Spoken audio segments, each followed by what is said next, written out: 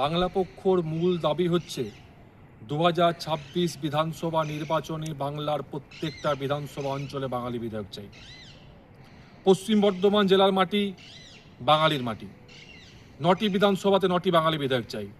এছাড়াও বিশেষ করে জামুরিয়ার মাটি হচ্ছে কাজী নজরুল ইসলামের মাটি, যে মাটিতে 85% বাঙালি।